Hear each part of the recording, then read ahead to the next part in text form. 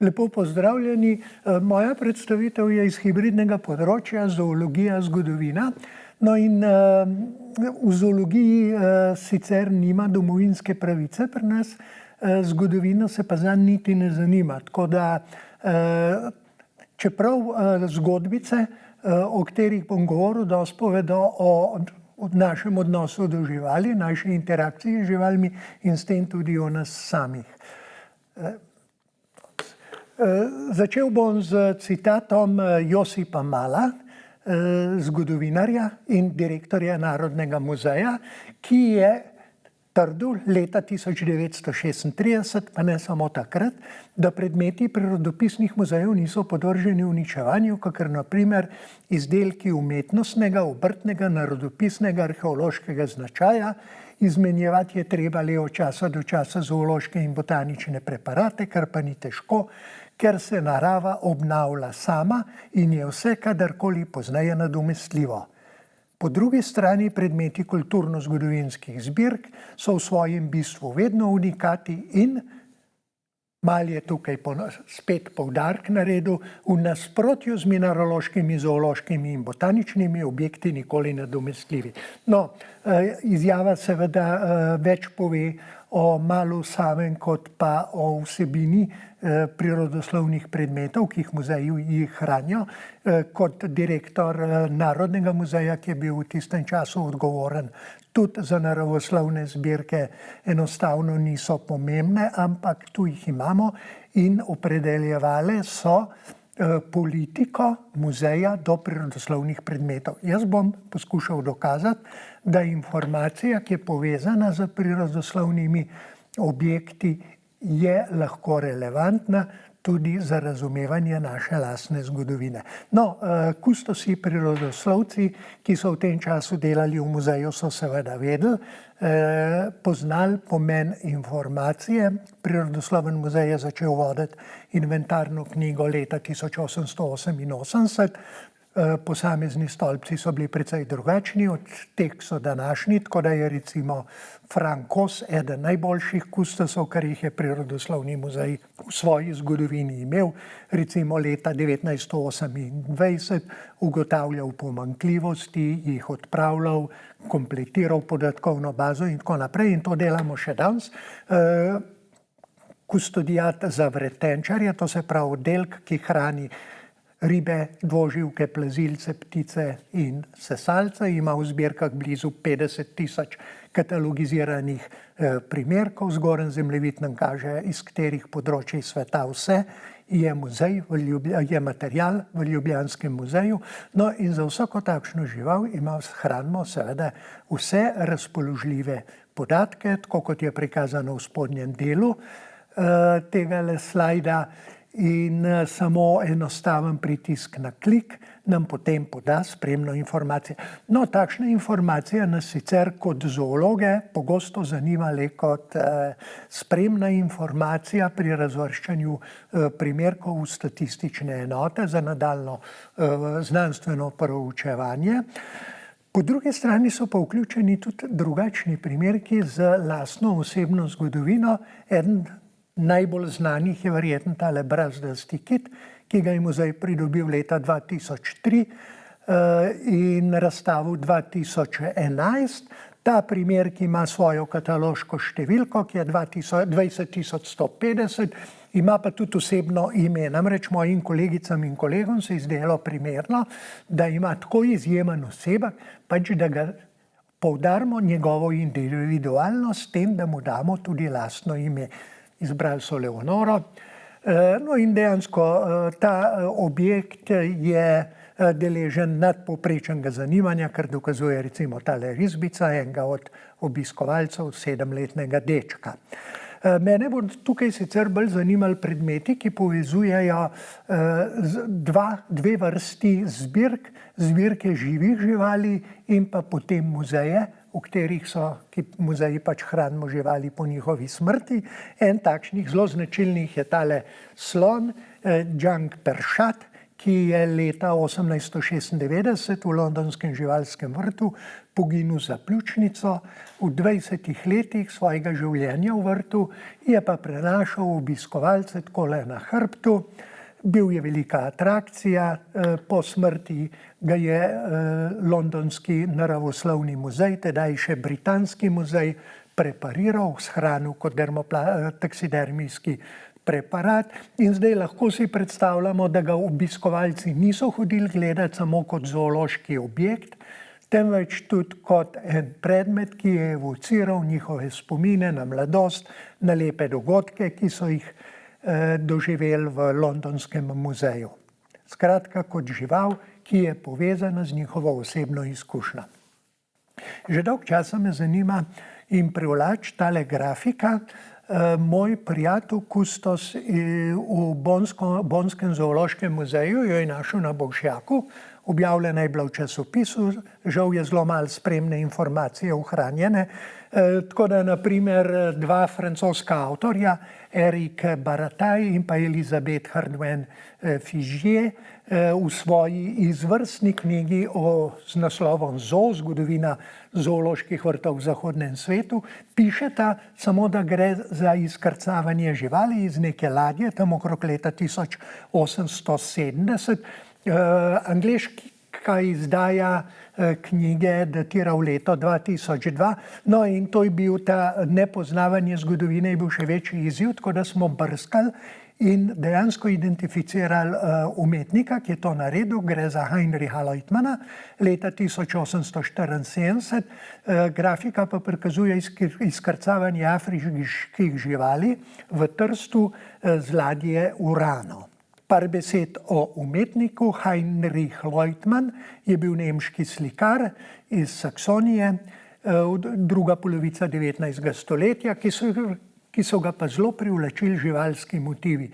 Nekaj njegovih upodobitev, recimo prihod kletke z mladimi levi, z mladimi leopardi v Hagenbeckov živalski vrt, kupovanje živali v Afriki za potrebe zooloških vrtov, orjaške kače v kletki, tale je tukaj, sicer ni sama po sebi nič posebenega, bolj morda zato kot dokument časa in odnosa do živali v tistem obdobju. Tale je pa dejansko tudi umetniško, mislim, da je zelo posrečena. Skratka, ta grafika začne našo zgodbo v Trstu, glavni luki avstrijskega dela Avstro-Ogrskega imperija. No in ta luka je bila pač povezana, seveda vemo, z Dunajem preko južne železnice, ki je bila končana leta 1857 in na tej železnici je tudi pozicionirana tudi Ljubljana. Ta železnica je bila seveda daleč najpomembnejša povezava med luko in pa notranjostjo. To se pravi, zelo utemeljeno lahko domnevamo, da so mnoge od teh živali potovale v notranjost prav z vlakom, verjetno tudi prečkale Ljubljano in zanima nas enostavno, ali so v Ljubljani pustile kakršnokoli sled. Na drugi strani Trsta južne železnice je bil Schönbrunn, najstarejši živalski vrt sploh, ki ga je ustanovil Franc I. že leta 1745, no ampak pomembnejši je datum, ko je bil odprt za javnost, 1779, namreč v Evropi so obstajali številne zbirke živih živali, ki so bile pa privatna last tedanje aristokracije. Schönbrunn je bil pa odprt za javnost. Kot vidimo, so ga imenovali še menežarija, ker je bil v tem obdobju splošno uveljavljen izraz za zoološke zbirke. Postopno se je pa ga je izpodrinil drug termin, zoological garden. Iz Londona, živalski vrt, dobesedno. No in tudi pariška menežarija je bila locirana v botaničnem vrtu Jardin des Plantes, ker je ravno tako imel svoj prispevek k uveljavljanju termina živalski vrt. Želja ljudi, da zapiramo eksotične, redke, nenavadne, posebne, zanimive živali, zelo stara, datira tisočletja v preteklost, zgovorna je tale upodobitev izpustitve leva, očitno nek ograjen prostor, ki izvira iz 7. stoletja pred našim štetjem, iz Iraka, levov danes tam ni več. V Evropi so bili zelo pogosta oblika zadrževanja divjih živali medvedje jame, najbolj znana verjetno iz Berna, Bern ima tudi v grbu medveda, tako da ima ta medvedja jama kulten pomen in je še danes ohranjena. No, te jame so bile, takšne jame so bile posejane po vsej Evropi, manjše in večje, včasih so bile izkopane kot kanal okrog gradu, recimo na gradu Konopištev na južnem Češkem, kjer je bil lovski dvorec Habsburžanov. Medvedi so imeli razno funkcijo, samo za gledanje, zelo pogosto so se uporabljali v bojih s psi. Medved priklenjen na verigo, nanj so spustili pse. Ta oblika zabave sega še v naš čas, recimo zadnji dokumentiran primer boja v Združenih državah je iz leta 2010 in še danes niso recimo vse ameriške države te oblike športa, če smemo tako reči, prepovedale. Druga oblika, zelo pogosta in priljubljena živalskih zbirk so bili jelenji parki. Ograde, jeleni se sicer precej slabo vidijo na tej srednjeveški tapiseriji. No in ti parki so imeli spet različno funkcijo, ali enostavno prijetnim sprehodom, ob sočasnem opazovanju živih živali, ali pa lovu, in to se je ohranilo dobesedno v naš čas. Recimo naš nesojeni cesar Franc Ferdinand, ki je bil ustreljen leta 1914 v Sarajevu, v starosti 51 let, je bil strasten, recimo temu lovec, in je vodil zelo natančne zapiske o tem, koliko živali je postrelil, skoraj 250 000, kar če predvidevamo, da je lovil samo po polnoletnosti, po starosti 18 let, to pride približno 7500 živali letno oziroma 20 vsak dan. To se pravi, je bil s tem precej zaposlen. No in kljub taki slabi reputaciji jelenjih parkov je ta oblika ujetništva zaslužna za ohranitev nekaterih vrst, ki bi sicer izumrle v naravi, ki so izumrle v naravi, kot prosto živeče živali jelen damjak, vzhodno-kitajski Davidov jelen milu, evropski zobar in tako naprej. V času, ko je Urano vrgel sidra v Tržaški luki, so bili živalski vrtovi že splošno sprejeta oblika razkazovanja živali, zelo priljubljeni in naraščali so približno s hitrostjo 2 vrtov, so se odpirali s hitrostjo 2 vrtov letno. Slika je sicer današnja, vidimo, da je Evropa dejansko nasičena z raznimi oblikami živalskih vrtov. No, ti živalski vrtovi so bili poleg nedvomne socialne funkcije tudi zelo profitabilni. Recimo Kelenski živalski vrt je imel leta 1905 1500 delničarjev, 49 stalno zaposlenih, in delnice v živalskih vrtovih so prinašale čisto solidne dividende in so se smatrale tudi za varno naložbo. Tako da si zelo lahko mislimo, da je velik del živali takšnega transporta že imel kupcev naprej, je bil že naročen, šel na vlak in potem direktno v destinacijo. Ostale živali so pa pokupili razni prekupčevalci, lastniki menedžerji in tako naprej, verjetno sami luki. Dejansko, kaj se je dogajalo, o tem vemo zelo, zelo malo. Zanimanje za živali v tem obdobju je bilo izredno. Tukaj citiram našega znanega prirodoslovca in pisatelja Frana Erjavca, zelo dobrega zoologa tudi, ki je leto pred tem, ko je v Rano pristal, končal svoje poljudno delo, Živali v podobah, išlo je v 5 zvezkih. No, za našo zgodbo so zanimive naklade. Prva naklada je išla v 12.000 zvezkih, zadnja, in na to se je potem naklada postopno povečevala. Zadnja naklada je bila že 21.000 izvodov, kar je za današnje razmere, ko je populacija Slovenije približno 2-krat večja, še vedno sanjska naklada. Ljudje so si baje to knjigo pulali z rok, prebirali, goltali zgodbe o živalih, celo tistih, ki so jih poznali iz vsakdanjega življenja, predvsem pa v tistih divjih, iz eksotičnih krajev. In takšne živali je bilo mogoče videti seveda samo v redkih živalskih vrtovih. Šembrun je bil recimo od Ljubljane, daleč stran, in za večino ljudi je bilo potovanje prevelik strošek, da bi si ga lahko privoščili. Se pravi, če ljudje niso mogli priti do živali, so pa živali prišle do ljudi. Leta 1850 začnejo nastajati potujoče menažerije, približno takšne, kakršno je upodobil Pavel Meyerheim.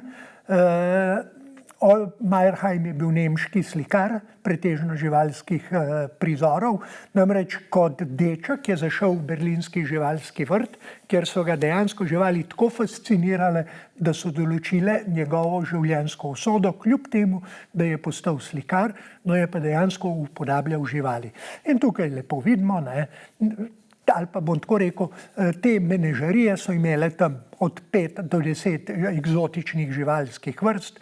Tudi v spodnjem desnem kotu je zebu, indijsko govedo, v tistem delu sveta pogosta domača žival, ampak ta grba ga je enostavno naredila za dosti eksotično vrsto, da so se ljudje okrog njega drenjali in recimo tako ga poskušali utipati in kot ta obiskovalec na skrajni desni uščipati to grblo in podobno. No, večina živali je bila zaprtih v kletkah, to so bili vozovi, katerih ena stranica so bile rešetke in seveda lastniki so poskušali zmotivirati obiskovalce, pritegniti z raznimi senzacionalističnimi nastopi, kakršen je ta tukaj, ko lastnik, direktor te menažerije pač izkazuje nadmoč človeka nad divjimi živalmi,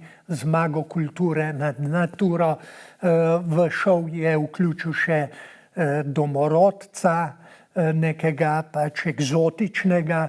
Za takšne ljudi so ponavadi rekli, da so še necivilizirani divjaki, in ljudem je seveda včasih, ko ni bilo niti televizije, niti kina, ko ni bilo večernih zabav, je bilo to seveda, jim je jemalo dih. Takšne menažerije so bile pogosto v sestavi cirkusov, večjih in manjših. Živali so potem služile dvojni funkciji, zvečer so nastopale v šovu, čez dan so bile pa zaprte v kletkah, ljudje so se jih ogledovali. Ko je menažerija prišla, v nek kraj je razobesila plakate, kakršen je tale, iz leta 1858. In no, tudi menažerije imajo zelo dolgo zgodovino, tale so res je iz Gesnerjeve knjige, Opis živali, ki velja za začetno delo zoologije sodobne. Tale izdaja je sicer iz 17. stoletja. No, medvedi so bili priljubljeni, dosti lahko dostopni v Evropi še vedno, da so jih ljudje vodili iz kraja v kraj. Medvedi so tam malo plesali in podobne stvari. Recimo v tem času je znano, da so Savojci hodili okrog s svizci, ki so jih imeli zaprte v gajbici, kakršno vidimo tamle tale deček savojski. Svizci so v tistem času živeli visoko, oziroma še danes živijo visoko v gorah, kamor večina ljudi ni zašla. So približno 5 kilogramov težke živali, zanimivega videza, skratka, če je potem takšen ledeček zraven vpletel še kakšne zanimive dogodke, verjetne ali pa izmišljene, je lahko računal na nekaj denarja, da so ga ljudje gledali. No, v to, ki je slikal tole olje, je verjeten bil zelo kompetenten slikar, Svizca pa ne verjamem, da je kdaj videl.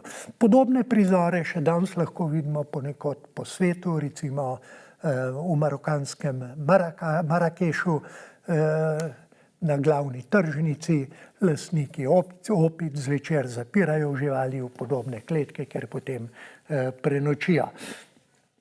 En takšnih pogoste živali, ki so jih razkazovali ljudje, to je bilo seveda razkazovalec, je imel en sam primerek, ježevci so izvirali iz južne Italije, no in ta primerek poznamo, zato ker ga je upodobil Gesner, to je bil verjetno prvi morda edini ježevec, ki ga je videl in je potem išel tudi v njegovi knjigi opis živali, Historia Animalium.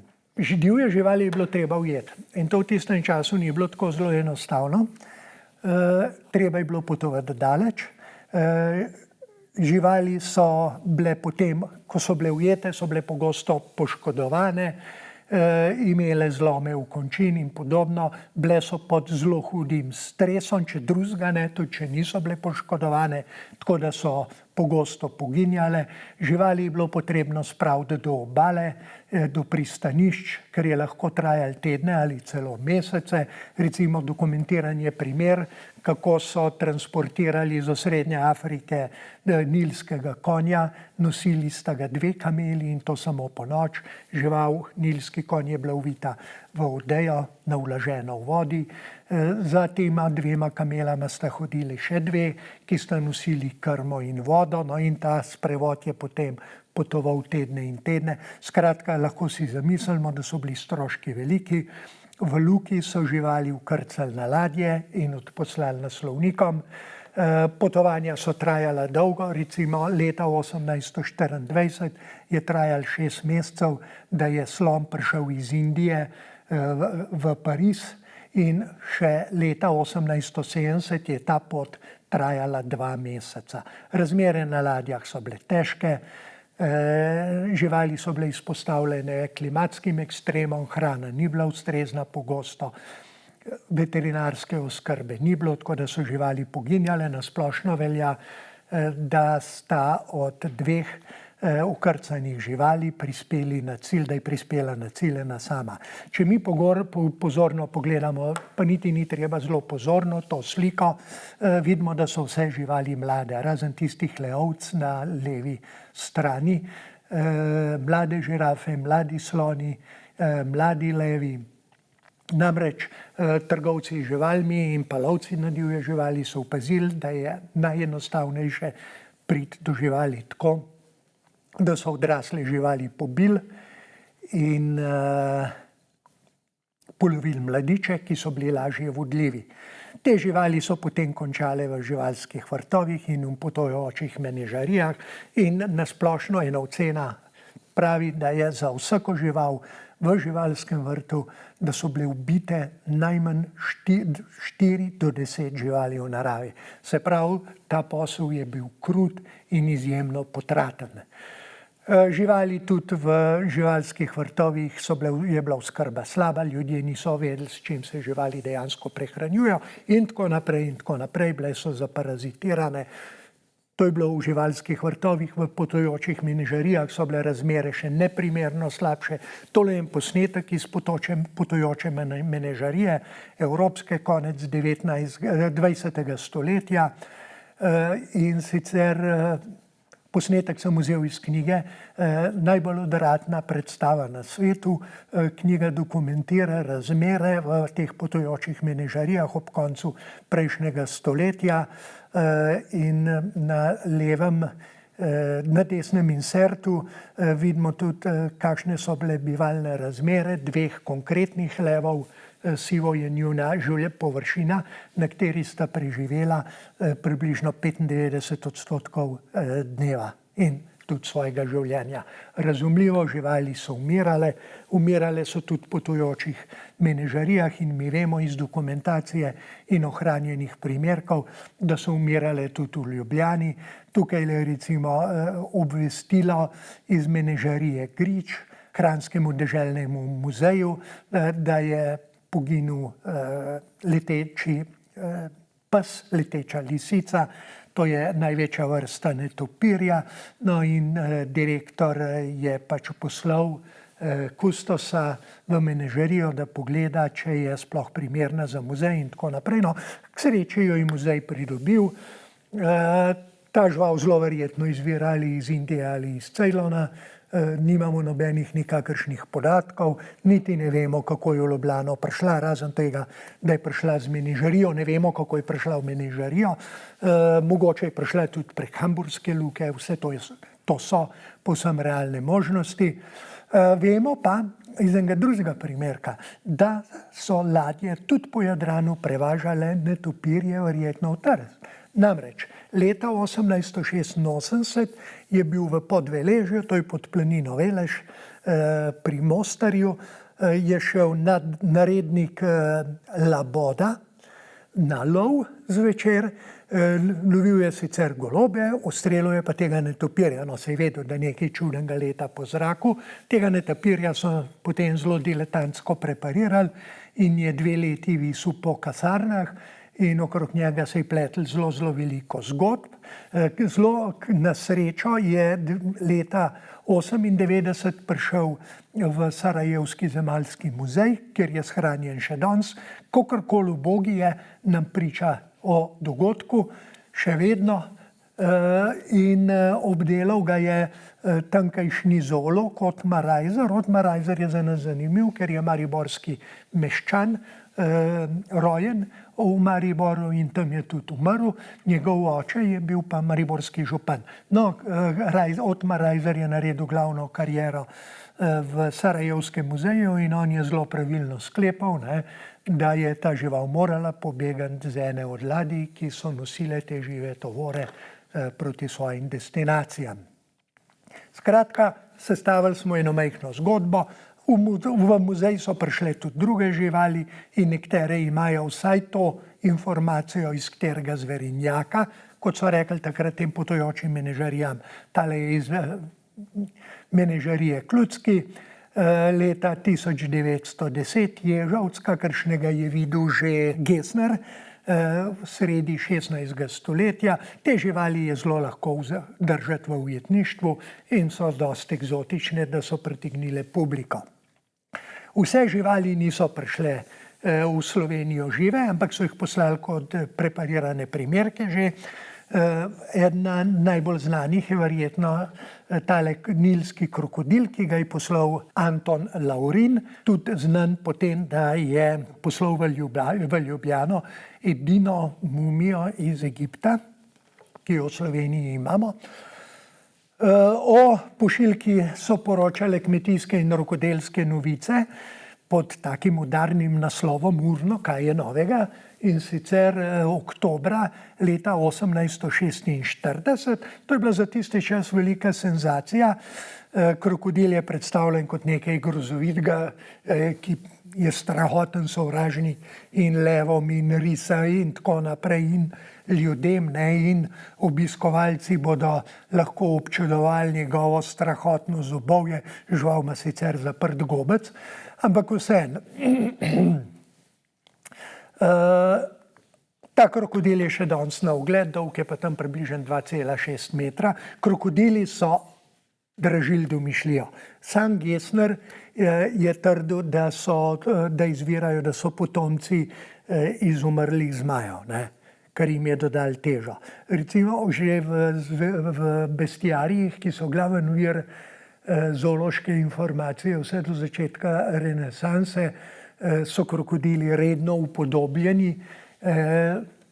Tukaj le avtor tega pripisa trdi, da ime znanstveno je krokodilus, da izvira od krokusa, to je žefran, in sicer zato, ker ima enako barvo, karkoli je potem že mislil, in potem piše, da so ljudje, ki so hinavski, razuzdani, lakomni, da imajo enak značaj kot krokodil. Podnev se pretvarja, se pretvarjajo, da so krepostni, ponoči so razuzdani, natanko tako kot krokodil, ki je ponoči v vodi, podnev na kopnem in tako naprej. Radi so jih upodabljali na ta način, da jim gledajo še človeške noge iz gobca, pač grozovita žival. In to so menežerije rade zagrabile na svojih plakatih, kot vidimo tukajle, na temle plakatu iz leta 1822, ne, ker je poudarjeno, da je razstavljen tudi živ krokodil in na upodobitvi mu ravno tako gledajo noge. No, ker pa v menežerijah krokodilov niso mogli hraniti ravno z divjaki, neciviliziranimi divjaki, so povečali atraktivnost, tako da so jim metala ali žive kokoši, ali kot je na tem plakatu, obljubljajo, da jih bodo hranili z živimi kunci, in med javnostjo je bilo to zelo, zelo, zelo priljubljeno. Druga atraktivna žival je hijena. V hijeni so ravno tako pisali že bestiariji, da živi v grodbenicah, se hrani s trupli, da je njena narava takšna, da je v enem trenutku samec, v naslednjem samica, namreč samica v svojih genitalijah mimikrira, oponaša zunanje genitalije samca. Hijene so ves čas veljale za hibridne bastardne živali, nečiste, tako da naj bi jih Noe sploh ne bil spustil na svojo ladjo, tako da so v veliki povodni naj bi izumrle, so se pa kasneje ponovno rekreirale same, ponovno ustvarile s križanjem psa in mačka in tako naprej. Skratka, bile so zanimive za menežerije, vidimo jo tudi na temle plakatu menežerije, ki je bila leta 1829 v Dunajskem Pratru na desni strani.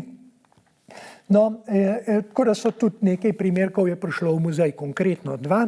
Tale je iz leta 1897, brez kakršnekoli zgodovine, ni bila zabeležena. Tudi tisto malo, kar bi se lahko zabeležili, se ni. Žival je mlada in zdaj mi že dobro vemo, kaj to pomeni, ne? Verjetno je imela zelo bedno življenje in je umrla kot mladič, kar se je v menežerijah in živalskih vrtovih v tistem času zelo pogosto dogajalo. Tale primer je zanimiv in ima res izjemno zgodovino. Namreč aprila leta 1898 je pobegnil iz menežerije Šulce, se pol leta potikal po južnem obrobju Ljubljane, na kar so ga 9. oktobra leta 1898 ustrelili in k sreči ga je zakupnik lova poklonil muzeju, kjer je prepariran in ohranjen. O tem so obširno pisali časopisi, Slovenski narod, Dolenjske novice, Laibacher Zeitung, da se je potikala po Rašiški hosti neka čudna zver, katere ni noben poznal, vsakdo se je pa bal, ne? Ker ni vedel, zakaj gre. Ljudje so rekli, to ni volk, ni pes, ni lisica, kaj to pravzaprav sploh je.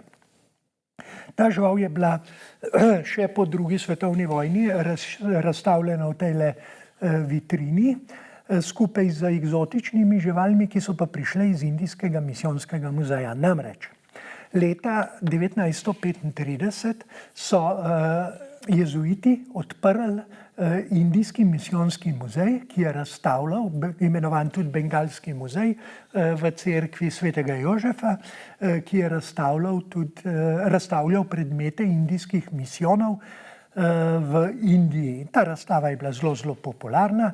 Leta 1949 ga je tedanja oblast seveda ukinila, ideološko očitno ni bil sprejemljiv. Del materiala je prevzel muzej, nažalost so bili standardi takrat zelo slabi, tako da material ni bil nikoli zaveden, katalogiziran, ni se pazil na dokumentacijo. No in en verjetno najbolj atraktivnih primerkov je tale tiger, edini, ki je v muzej kdaj prišel, ki je bil po desetletjih razstave v tako slabem stanju, da so ga umaknili najprej na muzejsko podstrešje, na kar je v 70 letih tedanji direktor naročil, da se v nič razbije in odpelje na smetišče. Pristojni kustos Janez Gregorij bil k sreči toliko priseben, da je ohranil vsaj lobanjo, ki jo vidimo na desni strani. Potem smo počasi sestavljali zgodbo. Misijonski muzej je izdal razglednico, ki je prišla do nas. Božo Flajšman se ukvarja s tem vidikom zgodovine in jo imel v zasebni zbirki. Tako da vemo, da je bil tiger 3,2 metra dolg, da je bil ustreljen leta 1935 v Teraju. V muzejskem arhivu smo potem izbrskali še njegov posnetek, ki je morda še bolj tak provokativen. Je pa o tem preparatu pisala leta 1937, pisal tudi dnevni tisk, Jutro na primer, v zvezi z misijonsko razstavo na ljubljanskem velesejmu, kjer je obljubljal pravega bengalskega kraljevega tigra, to je tega, ki smo ga prej videli. Slišali smo, da je to izjemna dragocenost v Indiji in podobno, da je naš egzemplar izredno velik in dejansko 3,2 metra je kar precej, tigri zrastejo tam do 4 metre, da ima strašno zobovje, demonski pogled, da ga je prepariral dvorni preparator gospod Herford in da prav gotovo nima para vsej Jugoslaviji. No in vidite ga lahko na tej vele zanimivi misijonski razstavi. Preparator Viktor Herford je delal za muzej, dejansko je pa imel naziv dvorni preparator, kjer ga mu je leta 1922 podelil tedanji kralj Aleksander I, za katerega je tudi delal preparate. Na letaku za misijonsko razstavo tudi izvemo, da bo poleg tega prekrasnega tigra z demonskim pogledom, da bo ta tiger z demonskim pogledom v kompoziciji pri napadu na bivola. No in zelo dolgo smo ugibali, kaj ta bivol sploh je, v muzeju ga ni več. Izvedeli smo od enega upokojenega preparatorja, da ga je on osebno po nalogu direktorja razsekal in odpeljal na odpad. Spominjal se ga je kot jaka. Kot vidimo, je bil na tem plakatu predstavljen kot bivol. Na enem dokumentu, na roko napisanem na list papirja, kjer je približen seznam živali, ki so iz misijonskega muzeja prišle v muzej, je zapisan kot voliček bizon. No, dejansko gre pa za zebuja. Skratka, zelo pomembno je, da mi hranimo tudi tako dokazne primerke, preparate, preparirane živali, kot njihovo spremno dokumentacijo. V kakšno kompozicijo jih je Hafner predstavil, zaenkrat lahko samo ugibamo, ker o tem ničesar ne vemo. Tiger je bil ustreljen na območju, kjer danes tigrov ni več. Rdeče je njihova današnja razširjenost, prekinjena črta omejuje največje območje njihove razširjenosti v zgodovinskem času, tako da v tem kontekstu je primer seveda tudi zanimiv, gre za redko ogroženo živalsko vrsto, ampak tigrov je bilo v Indiji dejansko ogromno. V tem času je bil lov na tigre tako zelo priljubljen in tako zelo razširjen v Indiji, da je obstajala majhna tovarna preparatorska Vaningen in Vaningen na južnem Dekanu, ki je to preparirala tako rekoč na industrijski osnovi. Tale graf nam prikazuje, koliko tigrov je bilo sprejetih v 7 letih od 1933 do 1939, več kot 3500. Se pravi, tam v povprečju 500 tigrov vsako leto. In v času svojega obstoja, od leta 15 do 95, je ta firma sprejela in preparirala 20 000 tigrov. Upoštevajmo, da je leta 1975 Indija tudi prepovedala vsakršen lov na tigre, se pravi, da je delež na posamezna leta še toliko večji. Tigri so bili pogosti, v tem kontekstu naš primer sicer ni nič posebenega. Kako so ga obdelali misijonarji, o tem nimamo pojma. Firma Vaningen in Vaningen je izdajala priročnike, kako se koža pravilno pripravi, kako se reže, kako se izkoži, kako se koža razpne in posuši, s čim se tretira, da se ohrani, zagotovi potem omogoči kvalitetno prepariranje. Mi ničesar ne vemo, v kakšnem stanju je v muzej prišla, oziroma kako so jo sprejeli najprej, kakšno so poslali iz Indije dvornemu preparatorju Herfordu. Na vsak način je naredil kar dober izdelek. Van Ingnovi preparati, vidimo ga tukaj, so bili dejansko vrhunska obrt svoje dobe. Sami so se sicer oglašali kot artisti v taksidermiji. In če ga primerjamo z našim primerkom, če pustimo vse skupaj, vidimo eno pomembno razliko. Van Ingnov preparat ima srsti, brke na gobcu. Naš primerek jih pa nima. Mi vemo, da Indijci pripisujejo tem brkom kulten pomen. Tako da so Van Ingnovi delavci imeli strogo naročilo, da so iz ubite živali ali pa iz kože pobrali, odstranili te brke in jih potem v dokončen preparat ponovno vstavili. To je bilo zagotovo zelo zamudno delo. Naš primerek teh brkov nima. To se pravi, recimo lahko špekuliramo, da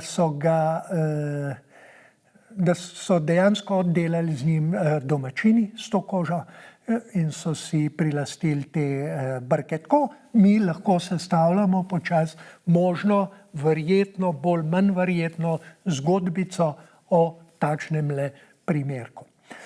Dela na tem področju je ogromno, tole je en orangutan, orangutani so danes ogrožena živalska vrsta.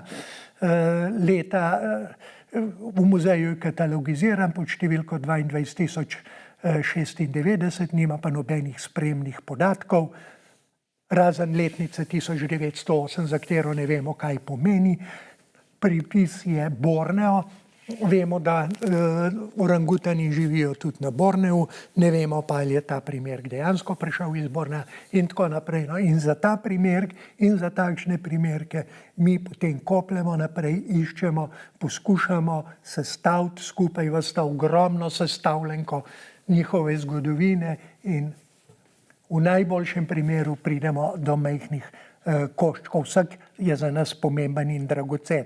Pri vsakem takšnem primerku, čeprav zgleda povsem brezupno, vselej upamo, konec koncev upanje umre zadnje.